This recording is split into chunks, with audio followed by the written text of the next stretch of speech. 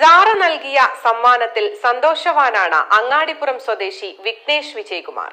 വ്യവസായിയും മൃഗസ്നേഹിയുമായ വിഘ്നേഷ് മാസങ്ങൾക്ക് മുൻപാണ് രാജസ്ഥാനിലെ പുഷ്കർ മേളയിൽ നിന്നും സാറ എന്ന കുതിരയെ സ്വന്തമാക്കുന്നത്. ഇപ്പോൾ സാറ ഒരു ആൺ കുതിരക്കുഞ്ഞിന് ജന്മം നൽകിയിരിക്കുകയാണ്.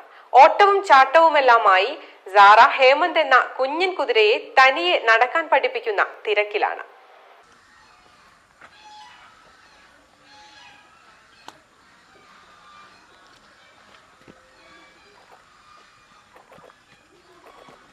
വളരെയധികം സന്തോഷം.